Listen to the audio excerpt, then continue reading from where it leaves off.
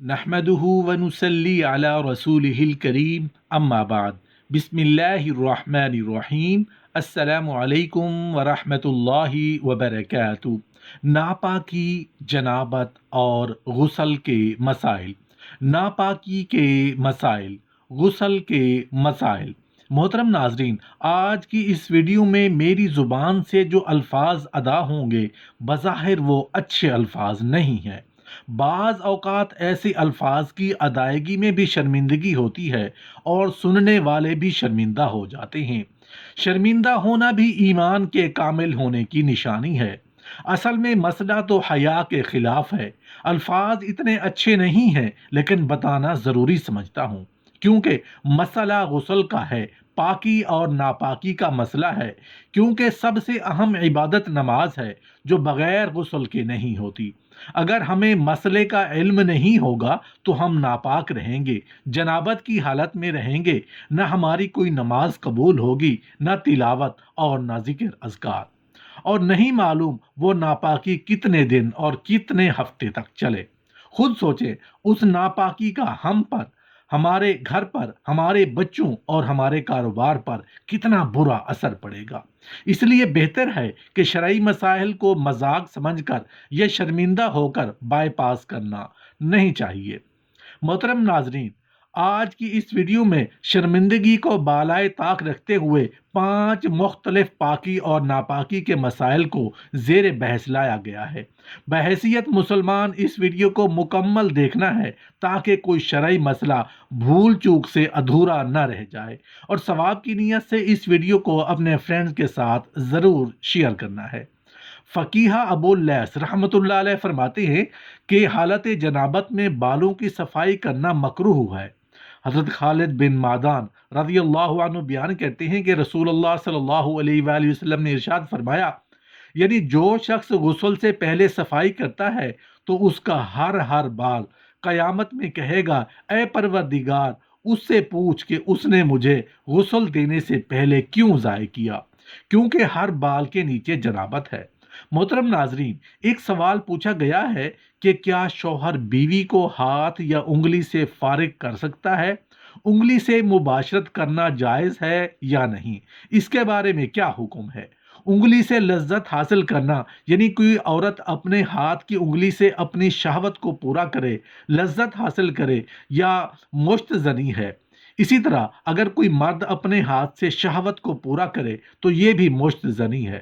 مشت زنی اسلام میں جائز نہیں ہے، گناہ ہے، بلکہ حدیث میں ہے کہ رسول اللہ صلی اللہ علیہ وآلہ وسلم نے ارشاد فرمایا کہ جو لوگ اپنے ہاتھ سے اپنی شہوت کو پورا کرتے ہیں قیامت کے دن ان کے ہاتھ حاملہ ہوں گے، یعنی کہ جس سے وہ پہچانے جائیں گے کہ یہ وہ لوگ ہیں جو دنیا میں رہ کر اپنے ہاتھ سے اپنی شہوت کو پورا کرتے تھے، اپنے ہاتھ سے لذت حاصل کرتے تھے۔ مشت زنی اسلام میں جائز نہیں ہے۔ اب چاہے شوہر بیوی کے مشت زنی کرے یا بیوی شوہر کے مشت زنی کرے تو یہ بھی جائز نہیں ہے۔ ایک اور سوال کیا جاتا ہے کہ ہم بستری کے دوران شوہر کا مقصد یعنی وہ ڈسچارج، فراغت حاصل کر لے، لیکن عورت کا مقصد پورا نہ ہو تو کیا شوہر اسے ہاتھ سے لذت دلا سکتا ہے یا نہیں؟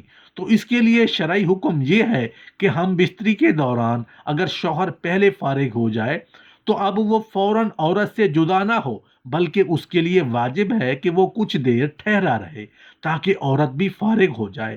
اگر ہم بستری کے بعد مرد فارغ ہو گیا اور وہ ہٹ گیا اور عورت کا مقصد پورا نہیں ہوا یعنی فارغ نہیں ہوئی تو ایسا شخص پھر گنہگار ہوگا۔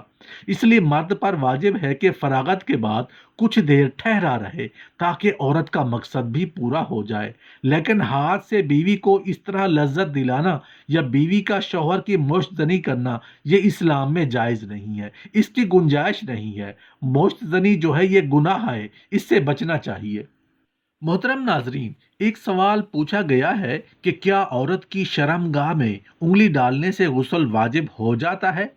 عورت کا شرم گاہ میں انگلی ڈالنا کیسا ہے؟ عورت اگر خود اپنی شرم گاہ میں انگلی داخل کرے لیکن منی نہ نکلے تو کیا اس پر غسل واجب ہوگا یا نہیں؟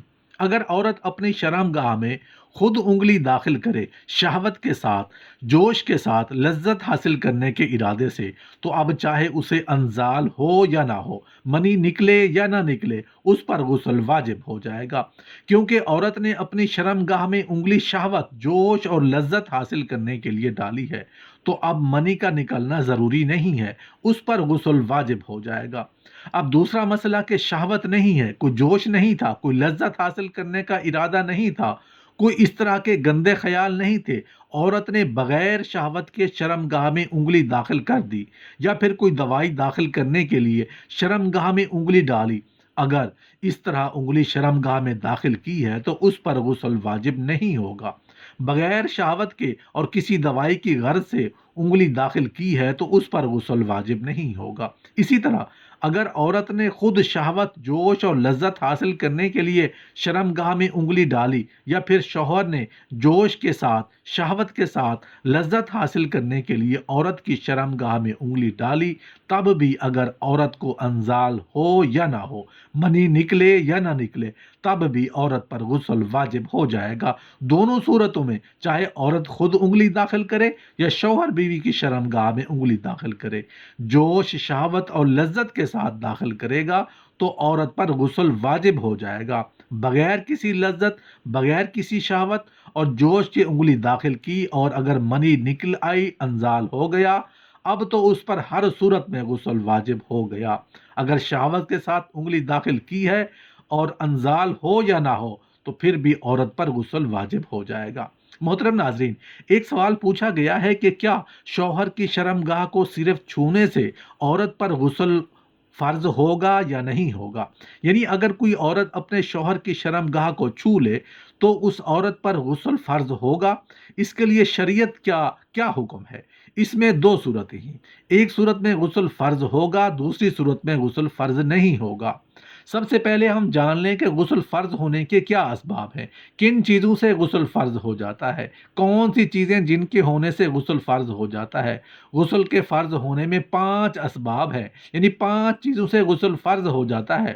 نمبر 1، منی کا شہوت کے ساتھ، جوش کے ساتھ، لذت کے ساتھ، ٹپک کے ساتھ خارج ہونا۔ منی کے خارج ہونے سے غسل فرض ہو جاتا ہے، مزی کے خارج ہونے سے غسل فرض نہیں ہوتا۔ مزی کہتے ہیں جو جوش کے وقت، شہوت کے وقت، لذت کے وقت بغیر ٹپک کے لیس دار پانی نمودار ہوتا ہے، اسے مزی کہتے ہیں، اس کے خارج ہونے سے غسل فرض نہیں ہوتا، منی کے خارج ہونے سے غسل فرض ہوتا ہے۔ نمبر 2، احتلام ہونے سے غسل فرض ہو جاتا ہے۔ نمبر 3، مرد کی شرم گاہ عورت کی اگلی یا پچھلی شرم گاہ سے مل جانا، یا مرد کی شرم گاہ سے مل جانا، ان دونوں صورتوں میں ان دونوں پر غسل فرض ہو جائے گا، چاہے یہ شہوت کے ساتھ ہو یا بغیر شہوت کے ساتھ، انزال ہو یا نہ ہو، دونوں صورتوں میں دونوں پر غسل فرض ہو جائے گا۔ نمبر 4، حیض سے فارغ ہونا، یعنی جیسے ہی ماہواری ختم ہوگی تو عورت پر غسل کرنا فرض ہوگا۔ بہت ساری خواتین کو یہ غلط فہمی ہوتی ہے کہ عموماً حیض کے دنوں کو 7 دن سمجھتی ہیں کہ 7 دن بعد پاک ہوں گی، اس سے پہلے پاک نہیں ہوں گی، حالانکہ حیض کو جو شرعی مدت ہے وہ 10 دن ہے، کم سے کم 3 دن اور زیادہ سے زیادہ 10 دن ہے۔ ہر خواتین کے ماہواری کے دن یعنی ٹائم مختلف ہوتا ہے، کسی کا 5 دن، کسی کا 7 دن، اس لیے وہ اپنا ٹائم پیریڈ مکمل کر کے اس پر غسل فرض ہو جائے گا۔ نمبر 5، نفاس سے فارغ ہونا، یعنی بچہ ہونے کے بعد جو خون جاری رہتا ہے، جب بھی عورت کا وہ خون بند ہوگا تو عورت پر غسل فرض ہو جائے گا۔ اب اصل سوال کی طرف آتے ہیں کہ کیا عورت کا مرد کی شرم گاہ کو چھو لینے سے غسل فرض ہوگا یا نہیں؟ عورت کا مرد کی شرم گاہ کو چھو لینے سے غسل فرض نہیں ہوگا۔ ہاں، اگر اس نے شہوت کی نظر سے چھوا اور انزال ہو گیا تو انزال ہونے سے غسل فرض ہو گیا، چھو لینے سے غسل فرض نہیں ہوگا۔ محترم ناظرین، ایک سوال پوچھا گیا ہے کہ ہم بستری میں عورت ڈسچارج نہ ہو تو کیا عورت پر غسل فرض ہوگا؟ یعنی میاں بیوی نے ملاقات کی، یعنی ہم بستری کی، میاں کا مقصد پورا ہوا یعنی ڈسچارج ہوا، مگر بیوی کا مقصد یعنی عورت کی منی خارج نہیں ہوئی، تو اس سے عورت پر غسل فرض ہوگا یا نہیں؟ ایک دوسرا سوال کیا گیا ہے کہ کنڈوم استعمال کرنے سے عورت پر غسل فرض ہوگا یا نہیں؟ مسئلہ حیا کے خلاف ضرور ہے مگر ضروری ہے۔ اس حوالے سے سنن ابو داؤد کے اندر ایک حدیث شریف موجود ہے۔ حضرت ابو ہریرہ رضی اللہ عنہ سے مروی ہے کہ رسول اللہ صلی اللہ علیہ وآلہ وسلم نے فرمایا کہ شوہر جب بیوی کی 4 شاخوں کے درمیان بیٹھے اور ختنے کو ختنے سے ملا دے تو غسل واجب ہو گیا۔ اسی طرح سنن ابن ماجہ میں ایک حدیث ہے، ام المومنین حضرت عائشہ صدیقہ رضی اللہ تعالی عنہ فرماتی ہیں کہ رسول اللہ صلی اللہ علیہ وآلہ وسلم نے ارشاد فرمایا کہ جب شرم گاہیں مل جائیں تو غسل واجب ہو گیا، چاہے انزال ہو یا نہ ہو، دونوں صورتوں میں غسل واجب ہو گیا۔ شرم گاہیں ملنے سے شوہر اور بیوی دونوں پر غسل واجب ہو جاتا ہے۔ محترم ناظرین، ایک سوال پوچھا گیا ہے کہ کیا ناپاکی کی حالت میں بچے کو دودھ پلا سکتے ہیں یا نہیں؟ ناپاکی چاہے جنابت کی ہو یا حیض کی ہو یا نفاس کی ہو، ناپاکی کی حالت میں بچے کو دودھ پلانا جائز ہے یا ناجائز ہے؟ داؤد شریف کی ایک حدیث مبارکہ ہے، حضرت علی رضی اللہ تعالیٰ عنہ سے روایت ہے کہ اللہ کے رسول صلی اللہ علیہ وآلہ وسلم نے ارشاد فرمایا، ملائکہ اس گھر میں داخل نہیں ہوتے جس میں کوئی تصویر ہو، اور اس گھر میں بھی داخل نہیں ہوتے جس گھر میں کتا ہو، اور اس گھر میں بھی داخل نہیں ہوتے جس گھر میں جنوبی شخص موجود ہو۔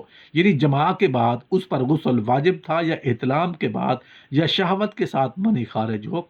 ایسا شخص جس پر غسل جنابت واجب ہو اور جہاں وہ جنوبی شخص موجود ہو، وہاں پر اللہ کی رحمت اور برکت کے فرشتے داخل نہیں ہوتے۔